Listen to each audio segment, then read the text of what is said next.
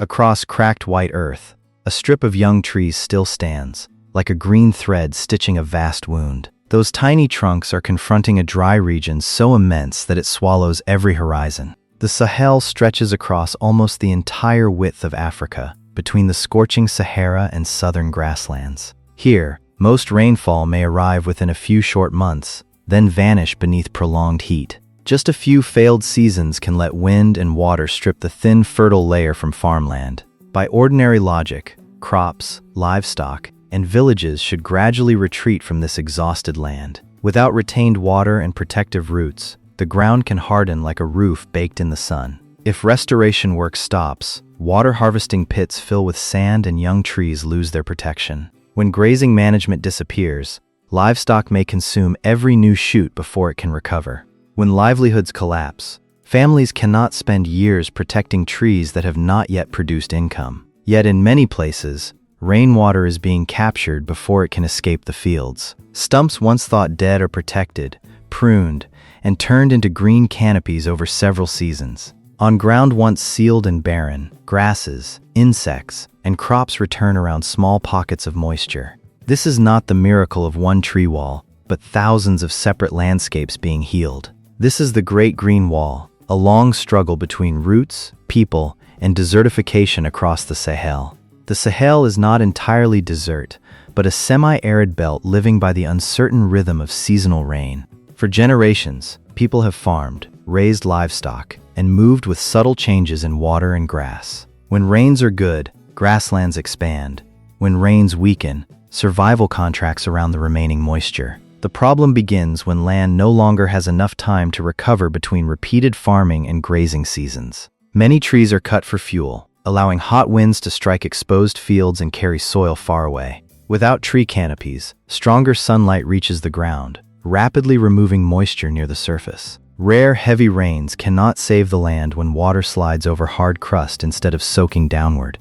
The faster the runoff moves, the more soil, organic matter, and plant nutrients it carries away. After many seasons, a field does not instantly become Sahara. It weakens layer by invisible layer. Desertification is the gradual loss of dryland soil's ability to grow plants, store water, and support livelihoods. It is not a single wall of sand advancing evenly, but countless dead patches appearing across the landscape. A field stripped of topsoil may lie beside another that remains green because it is managed differently. As land weakens, livestock travel farther, while farmers work harder for increasingly smaller harvests. Pressure rises when farmland, pasture, drinking water, and fuel must all be shared during the dry season. Climate change makes weather patterns more unstable, making already fragile farming systems harder to predict. A late rainy season can leave seeds dormant too long, weakening them before they ever germinate. An intense downpour can also destroy prepared fields and carry away freshly loosened soil. The crisis therefore exists not only on climate maps,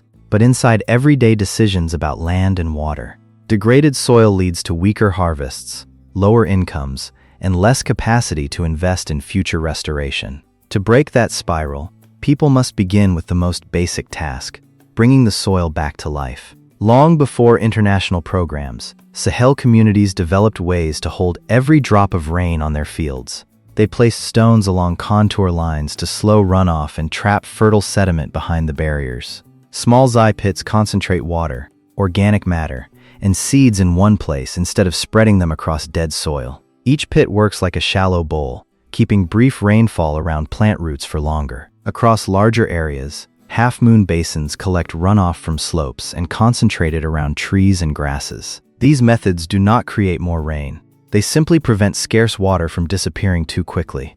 Branches, straw, and dry leaves are spread over the ground to provide shade and reduce evaporation. Materials once treated as waste become a thin protective coat against sunlight, wind, and pounding rain. Some farmers do not plant new trees, but search for green shoots growing from old stumps beneath their fields. Beneath dry soil, mature roots may remain alive, storing energy that transplanted seedlings do not possess. Farmers select strong stems, remove weaker growth, and protect the shoots from fire and livestock.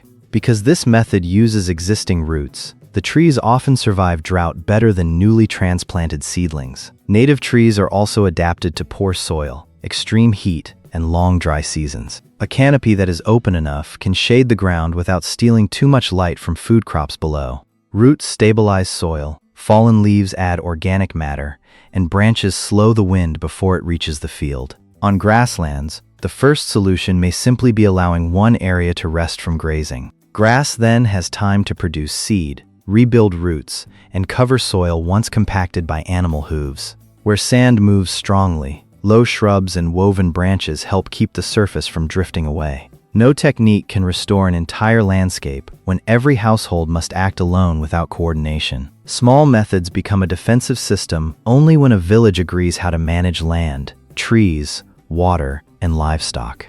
From scattered local knowledge emerged a larger idea: restore degraded land across Africa's semi-arid belt. The Great Green Wall was launched by African countries, while the United Nations supports coordination, expertise, and funding. The initiative aims to restore land at immense scale while creating jobs and strengthening resilience to drought. At first, the image of one tree line crossing Africa was powerful, simple, and easy to promote. But trees planted in rows can die if soil, water, land rights, and long-term care are not prepared. The wall therefore became a mosaic of farms, forests, grasslands, and water systems. Each country chooses different locations, species, and methods according to soil, rainfall, and local needs. Before digging begins, teams must understand where water flows and where nature can still regenerate by itself. Elders and pastoralists often know temporary watercourses that modern maps cannot easily record. Satellite knowledge reveals the wider picture, while local memory explains why each piece of land has changed. Community nurseries supply seedlings, create jobs, and keep tree care skills inside the village. Seeds should come from well-adapted trees, not species chosen only because they grow quickly at first. Women's groups often manage nurseries, gardens, or products made from native seeds, fruits, and leaves. When trees provide food, fodder, or income, protecting them becomes a direct benefit rather than an obligation. Grazing rules define which land can be used, which areas must rest, and when livestock may return. Without shared rules, a farmer's young trees may simply become food for passing herds. Restoring land, therefore, requires balancing the needs of farmers, herders, fuelwood collectors, and landholders. Windbreaks are planted around fields, but spacing must prevent excessive competition with crops. Water harvesting structures follow the terrain, allowing one storm to nourish many areas instead of damaging one. Upper slopes are protected because erosion there can fill downstream basins and channels with sediment. Data tracks vegetation cover, moisture, and survival, rather than merely counting how many trees were planted. A tree recorded on planting day is not a success if it dies before the next dry season. Success means wetter soil, returning grass, and communities continuing to use the land sustainably. International funding can begin the work, but long-term maintenance still depends on local institutions. By then, the green thread is no longer a row of trees, but a network of people protecting land together. To understand recovery, one must follow the journey of a single raindrop after it strikes the field. On bare, hardened soil, raindrops explode, dislodge particles, and begin flowing across the surface. When roots and leaf litter cover the ground, impact weakens and water finds more openings to enter. Pits and earthen barriers keep water on the field longer, giving soil more time to absorb it. Water stored deeper underground is less exposed to sunlight and remains available during rainless days. Plant roots create tiny tunnels, helping later storms move downward instead of sliding across the crust. When old roots decay, their channels remain as pathways for water, air, and soil organisms. Fallen leaves and manure add organic carbon, helping soil particles form looser, more porous structures. Organic-rich soil holds water like a sponge while still allowing air to circulate around roots. Within this soil, fungi, bacteria, termites, and other organisms break down matter and release nutrients. Termite activity can create small openings that help water penetrate previously compacted ground. A tree does not merely stand on soil. It constantly changes the soil's structure, temperature, and moisture. Under the canopy, surface temperatures are lower, so soil and crops lose water more slowly. Branches and leaves reduce wind energy, limiting its ability to lift dry particles from fields. As wind slows, sand and dust settle instead of continuing to scour young plants behind the barrier. A windbreak planted too densely can consume water or shade crops excessively, so balance is essential. Agroforestry places trees within fields, allowing canopies, roots, and crops to share the same productive space. Different vegetation layers use different heights and soil depths, reducing dependence on a single species. If one season fails for annual crops, perennial trees may still provide food, shade, fodder, or materials. In this way, restoration becomes ecological insurance, reducing damage even when it cannot prevent every loss. On pasture, rotating livestock allows plants to regrow leaves, produce seed, and rebuild roots. Animal hooves are not always destructive. At controlled density, they can press organic material into soil. Damage appears when herds are too large or remain too long, consuming shoots before plants can recover. Livestock numbers must therefore match the grass available now, not the abundance of a previous rainy year. Trees and grasses also retain manure within the landscape, returning nutrients to future cropland. With thicker vegetation cover, runoff becomes clearer because it carries less soil into seasonal streams. Less sediment means ponds, shallow wells, and water structures downstream fill more slowly. Healthy land upstream can protect farms and water points located far below. Landscape restoration must therefore cross field boundaries and follow the entire route of water. Native trees shelter birds and insects that support pollination and seed dispersal. Seeds are carried into new areas, allowing nature to expand restoration without every tree being planted. Pioneer shrubs create shade and wind protection, allowing grasses and other plants to establish behind them. This process is slow, but every new living layer makes the landscape less dependent on constant care. As trees mature, stronger roots hold more soil and annual leaf fall continues feeding recovery. The green thread now stitches more than the surface. It reconnects broken cycles of water and nutrients. Growing trees absorb carbon, but the nearest benefit to communities is more reliable production from the land. Stored water reduces the risk of complete crop failure,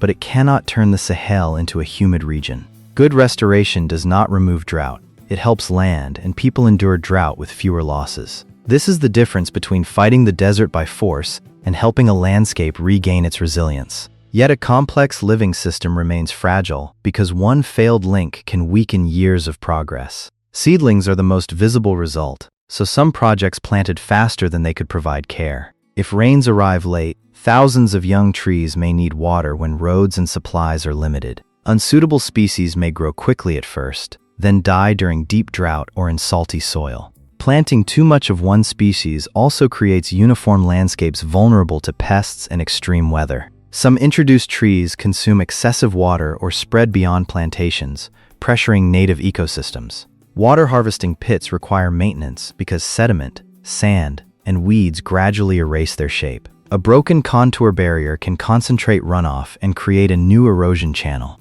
Funding often arrives through short projects, while trees, soil, and community trust need years to stabilize. When funding ends before the dry season, patrols, emergency watering, and repairs are easily abandoned. Unclear land rights discourage people from caring for trees whose future benefits may belong to someone else. If caretakers cannot harvest responsibly, restoration may feel like losing productive land. Rules designed from afar can ignore seasonal livestock routes and traditional access to water. Closing one grazing corridor may push animals elsewhere and damage another recently restored area. Conflict and insecurity can block technical teams, while communities must place immediate safety first. Insecurity also disrupts markets, seedling supplies, tools, and livelihoods that sustain land protection. An extreme drought can exceed the design limits, weakening mature trees as well as new seedlings. After several dry years, deep soil moisture declines and even large root systems lose their advantage. Heavy rain can also become dangerous if badly placed barriers direct water toward homes or crops. Restoring water does not mean stopping every flow. Landscapes still need safe outlets during major storms. Tree counts are easy to report, while soil fertility, access rights, and community benefits are harder to measure. Satellite images may show increasing greenness but cannot reveal who benefits or who loses access. A greener landscape can still fail socially when local people do not control the restored resources. When benefits go to only a few, protective fences can become new boundaries inside the community. The struggle against desertification can therefore fail not from a lack of trees, but from a lack of trust. The harshest test arrives when drought, degraded soil, and limited resources occur at the same time. In one semi-arid region of Niger, many fields once held only low stumps and sealed crusted soil. Planting new seedlings across large areas proved difficult because water was scarce and survival was low. Yet beneath many apparently dead stumps, native roots remained alive and continued pushing up new shoots. Farmers began selecting strong stems, removing extra growth, and protecting shoots from livestock. Instead of replacing nature, they managed regeneration that had been waiting beneath the fields. At the same time, zai pits were dug into hardened soil and filled with organic matter and seeds. Low stone lines were built along contours so rainfall could not rush directly out of the fields. When rain arrived, water slowed behind the stones, sediment settled, and the pits filled with moisture. Organic matter attracted soil organisms, while crops used the wet pockets longer than surrounding ground.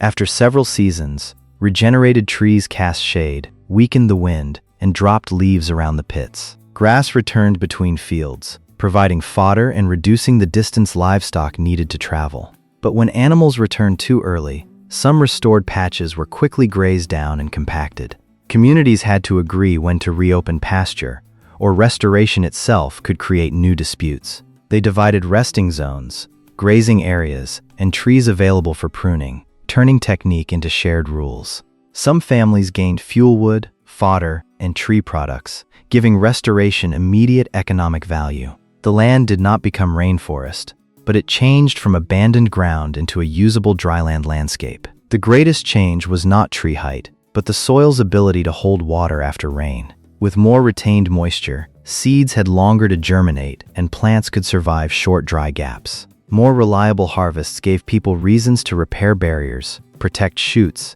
and follow grazing schedules. Success created a reverse cycle. Healthier land strengthened livelihoods, and livelihoods supported land care. But that cycle can still break when prolonged drought exceeds the moisture stored in the soil. During difficult years, trees and stored fodder do not erase losses, but they soften the shock for families. This case shows that combating desertification is not one victory, but resilience maintained across many seasons. The land was saved not by one invention, but by many small techniques kept in rhythm by the community. Lessons from such landscapes forced large programs to rethink what a green wall should actually mean. After early failures, attention shifted from tree planting totals to the area of land functioning better. Many programs now prioritize natural regeneration where native roots and seeds remain, because it is cheaper and stronger. Nursery seedlings are reserved for places where nature cannot recover alone or lost species must be restored. Species selection increasingly considers future climate, local uses, and survival through long dry seasons. Community seed banks keep native planting material close to where it will be used. Small decentralized nurseries reduce the distance seedlings must travel through extreme heat. Machines can create half-moon basins quickly, but their final shape must still match terrain and water flow. Technology increases speed, while local knowledge determines whether structures are placed correctly. Satellite monitoring is combined with ground surveys to separate lasting trees from temporary shrubs and seasonal crops. New degradation hotspots can be detected before erosion expands them into larger dead zones. Rain forecasts help adjust planting dates and avoid placing seedlings before a prolonged dry spell. Flexible grazing plans respond to actual grass and water rather than fixed rules repeated every year. Livestock corridors remain open, so animals reach water without trampling young restoration sites. Long-term contracts reward tree survival and improved soil, rather than paying only for planting days. Income from trees, crops, and livestock is combined, so communities do not rely on one product. Processing seeds, fruits, honey, or fodder keeps more value close to restored landscapes. When young people find work in nurseries and field teams, land care knowledge continues into another generation. Women's roles receive greater attention because they often manage water, fuel, food, and tree products. When resource users help make decisions, protection rules become more practical and easier to maintain. The Great Green Wall is therefore becoming a community-run restoration system, not a structure delivered from outside. The first misconception is that the Sahara moves south like a solid wall of sand with a clear boundary. In reality, Degradation appears in patches when land is used faster than water, vegetation, and organic matter can recover. Land close to the Sahara may remain healthy, while another area farther south suffers severe degradation. The second misconception is that success means planting as many trees as possible, regardless of place or purpose. Wrong species, density, or location can drain water, reduce crops, and waste years of care. In many places, protecting natural shoots works better than new planting because old roots are already adapted. The third misconception is that the United Nations itself is constructing one giant green project across Africa. The initiative is African-led. United Nations agencies support knowledge, coordination, monitoring, and resources. Decisions about trees, livestock routes, and water sharing must still be resolved locally. The final misconception is that success requires a continuous green strip visible from space. A field that holds more water or a recovering pasture may matter more than a beautiful tree row that dies. The real wall is measured not by its shape, but by whether the land can support people through difficult seasons. The modern turning point is abandoning the dream of forcing one tree wall onto a map and restoring living landscapes. A living landscape includes trees, crops, livestock, water, and people adjusting together from year to year. The goal is not to keep every place green year-round, but to preserve the functions of a dryland ecosystem. A golden grassland may still be healthy if roots, seeds, and the ability to regrow remain intact. Successful restoration respects the limits of the Sahel instead of trying to turn it into an unnatural forest. The project's future depends on adapting to less predictable rain, stronger heat, and rising competition for land. Trees and crops must be selected for several possible weather futures, not only the conditions of the past. More water must enter the soil, while natural flood pathways remain open and protected. Future financing must follow the land for decades instead of ending when planting campaigns conclude. Clear land rights are also essential, so caretakers know they will benefit when trees mature. Restoration can reduce competition for resources, but only when access and benefits are shared fairly. The United Nations can connect funding, science, and governments, but cannot replace communities caring for each root. The hardest task is not putting a tree into the ground, but building a system that makes people protect it for years. When livelihoods and ecosystems recover together, the green thread becomes strong enough to cross future dry seasons. On land once deeply cracked, a child walks between young trees casting shadows over new grass. The trees have not formed a forest, but their roots are already holding soil for the next rainy season. Far away, small green patches connect with farms, grasslands, and villages like a wound slowly closing. Because along the Sahara's edge, saving the land ultimately means saving the people who live from it.